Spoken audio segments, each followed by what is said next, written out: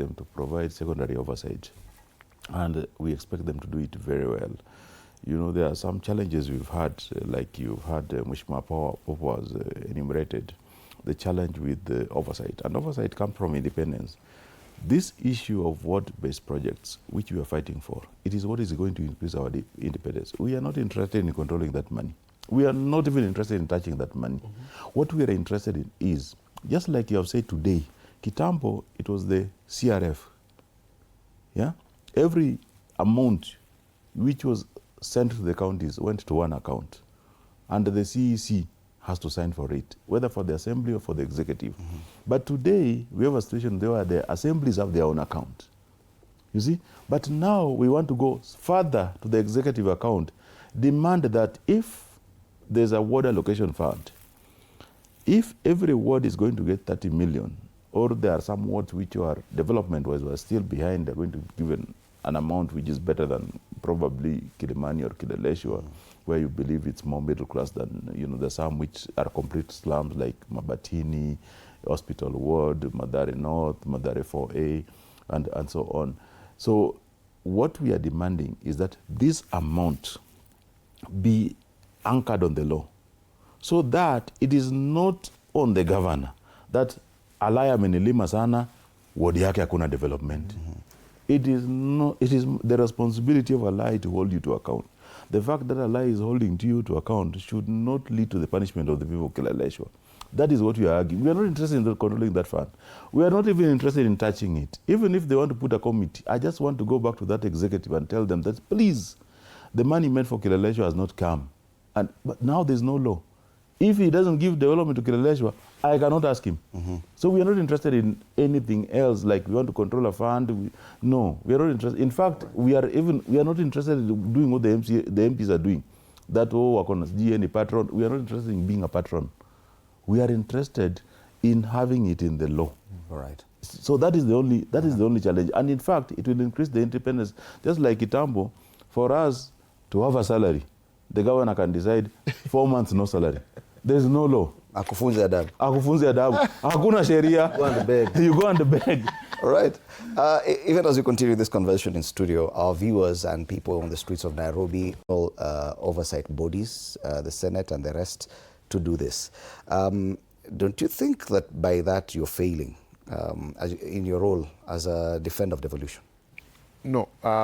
I don't think we are failing, Fred, because I want to echo what my colleagues here, my honorable colleagues here are saying. Don't use the Nairobi as an example. Pothole I'm not using that. That's not my argument. What my brothers here have just said about Akiti being entrenched in law for the purpose of development in the wards. And I want to tell you, you know, both at CAF, both at the party level, and, you know, what I would want to say, because, you know, facts have to be stated the way they are. The greatest support MCAs have received in terms of actualizing what they have been lacing have been from President Ruto's administration. Recently, we went for our party's NDC. And, you know, as the head of the UDMCA caucus, I'm the one who actually got the chance to speak on behalf of all our party's MCs. And I reiterated that issue of financial autonomy, which is coming into effect, because, you know, it could not be affected mid-year, so it is coming in effect when the government year starts. The issue of the ward fund, you know, and, you know, the delay has been caused by, because now, like that ward development kitty, there has to be some adjustment made at the Senate and the National Assembly. Mm-hmm. And these things will soon come into effect. You know, they are not things you can just come and the president says, let this happen. But Kiruga, I have a question, because you keep referring to the president when you talk about even issues at the county level. Yet we are in a devolved system. Don't you think that this over-endearment to the national government or to the president of the day, that also affects accountability at the county level?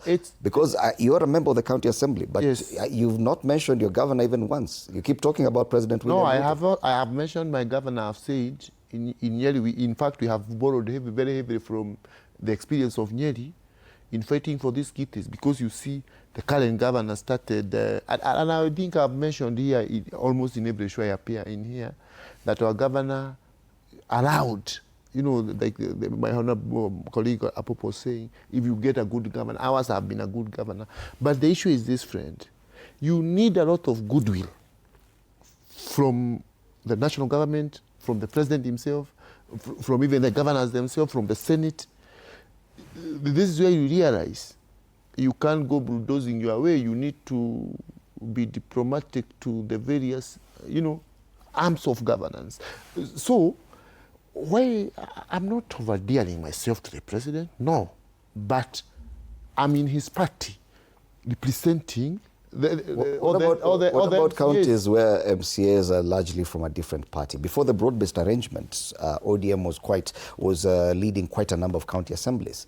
If at all they are not close to the president, are we saying that their level of accountability at the county level then suffers? No, you are not getting my point. My point is this. I'm telling you, UDA are now joined by the ODM. We are now the ruling coalition. I'm privileged to be representing my colleagues at the apex decision-making body in the party, and I have to make that one matter. So I'm using that privilege which have been accorded by my party to push for what I know is good for the rest of the MCAs, and what is good for these MCAs is that they are not saying that this money should go to their pockets. Okay. You've heard my colleagues saying that. This is money, or these are funds that will go directly to Wananchi. Because look at the scenario. If we have the over 1,000 wards developing uniformly, for example, we say every ward in the Republic of Kenya will be getting projects worth 50 million, let's say 50 million, that will be going to every ward in this country. The MCA is not touching that money. The MCA is just bringing the project, you know, consulting his people. They bring the projects on the table, like happens in Nyeri. Then they are implemented. We will have one massive growth, and that is how we will head even to Singapore. I think this discussion has moved into the political manipulation of counties. Now you are a member of ODM, I presume. Yes. And now in the broad-based arrangement. You saw what happened in Nairobi, that now that it's broad-based and no longer ODM and UDA, they can be summoned at State House, national government, and be ordered to go slow on impeaching the governor. Do you think that this kind of politics also affects the way, simply because your governor, Gladys Wanga, is a member of the broad-based arrangement and you're a member of ODM, then no one can touch Gladys Wanga? She's close to the president. Impeachment is a political process. For example, it's a political process whereby you negotiate. That's why every governor wants his or her MCAs of the same party, so that he can pass first his policies or our policies and then survive impeachment. So it's Australian everywhere. And I don't think OAB is different from the US or from the UK. Even in the UK, in the US, the Republicans align with the president. Are you admitting that the governor as well, associated with the broad-based arrangement, right now cannot be impeached? No, they can be impeached. But I'm saying impeachment is a political process. You'll go on Australia, like the way for Sakaja happened. There was a big Australia with the MCAs. Alai refused, but you're still now you are only one. The rest have agreed. You also agree. So it's a normal process. Nonetheless, I want to talk about the issue of people complaining about potholes everywhere. It's all over across the country. First, our road construction system in this country is the worst maybe. In a developed country, in a country with such brains, we have the worst kind of road construction. But in urban planning, urbanization was devolved. In 2050, we expect 70% of Kenyans to live in urban areas. Or rather, the world will be urbanized to almost 7%. But there is no proper planning to accept 70% of Kenyans in an urban setting, which will be around 60 million, 50 million people will be urban centers. So you'll find counties want to just live aimlessly. You go to Aero, there's no planning, and we expect people from all over Kisumu to stay in Aero, Katito, Kisumu, Kombewa, those towns. There's no proper planning to accept people in those towns. And when it comes, the national government is not thinking it that way, because these people will still be people of the national government. How will they stay in these towns in the next 50 years? The town should provide housing. The housing, the county governments have left it to the national government, which we should resist. The counties should resist. But people just agreeing that housing is good for the country. Is good, but not done, should not be done by the national government. Isn't that affected by the political alignments? Like now, everyone in the broad-based arrangement is okay with the national government taking over housing. It should be okay. That's why I'm saying the Senate as today constituted in this country, should be disbanded. Senate. Not the county assemblies? No. The Senate is not doing its job.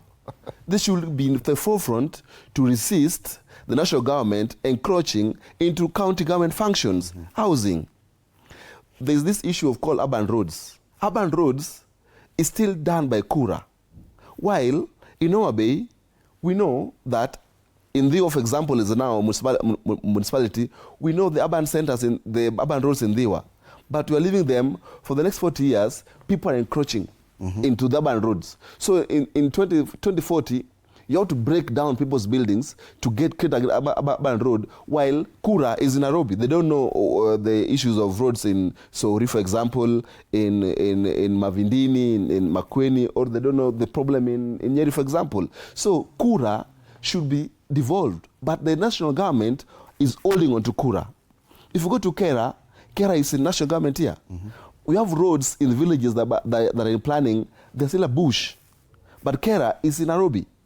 They don't know about those roads. So Kenya is a highly centralized system of government. It's not devolved, by the way.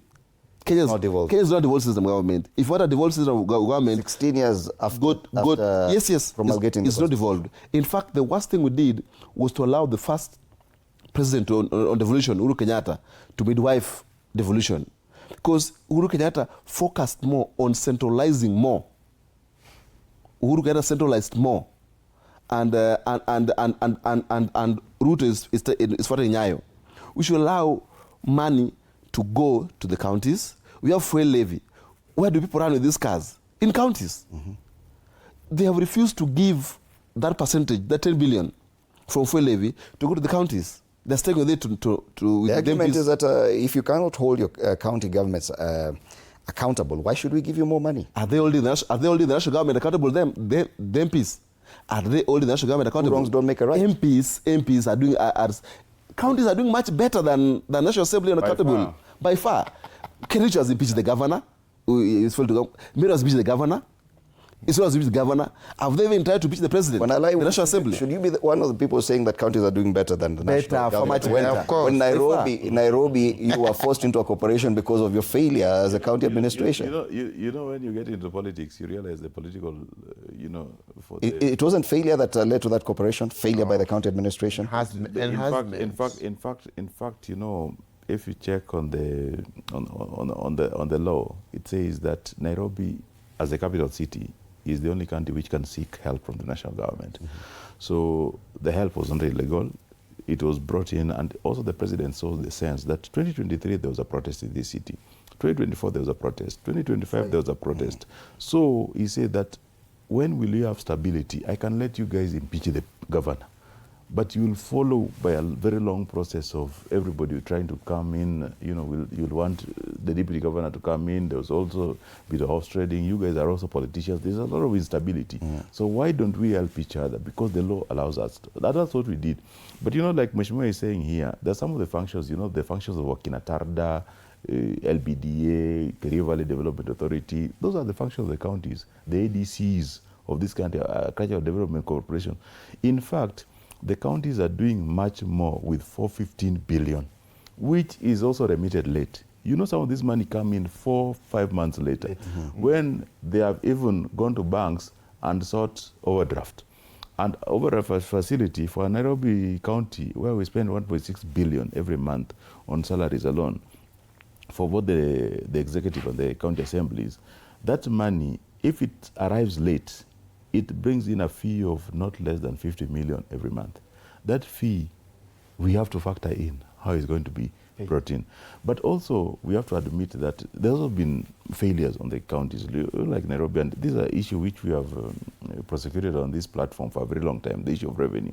I believe that Nairobi should be the only county which is supporting other counties, especially the Nairobi metropolis, which we have Kajiado, Machakos, even Narok, we can even Kiambu, near us here, should be supported by the Nairobi City County. If the revenue gets to 200 billion, now we are just struggling to get to 10 billion, and it is because of how we manage that revenue kit.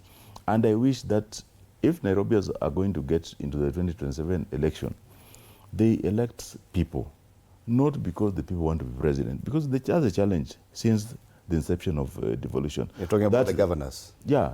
The first governor, MCAs? the first governor, wait first, because the head, the head of the county is the governor. The first governor, Kidero, wanted to be president. And he came too close to the presidency. He was very good friend with the president. And that one became the biggest liability he saw. 4 other governors who have come after him didn't learn the lesson. In fact, the sitting governor was called the future president when he arrived and became the governor.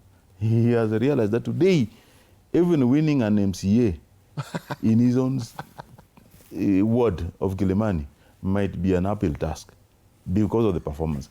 And this is why I said, Nairobians, that if you're electing somebody to be the governor next time, elect him because you want to solve the problems of Nairobians. You integrate the transport system, you ensure that we bring in a security system, not that now we give it to the national government, they bring in the Nairobi metropolis security system, which is it will work or it will not work, because the Kanjos also have their ways of sabotaging the national government in a way when they want to ensure that they remain with the control. Okay. So we have to find a way of leaving the function of the counties with the county, but making the counties, especially the city counties, because the city counties give the rural counties the national rhythm. And if the city counties perform badly, the national counties... So if you fail as a member of the County Assembly of Nairobi, you're failing even the other counties? Yes, yes. All right.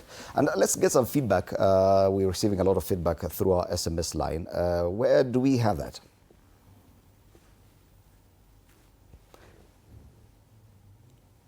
Popolentana from Migori, Collins Otieno asking, are county funds really reaching grassroots development in Homa Bay? This one is directed to you, Popolentana, and you will get to respond to that. For Kiroga Dhuku, Jen and Jerry here in Nyeri, how do you ensure accountability in ward development projects? Azima kuna Kileleshwa. Some are from Westlands. Westlands is not in Kileleshwa, is it? No? Yes, part of it. Oh, okay. Raptor Road. I'm Sharon Chieng asking, how are residents' views captured during public participation in your ward? So I hope each one of you has gotten your question specifically before we come to the end, your final comments. I think on the funds reaching to the grassroots, yes, grassroots is really the grass in the village.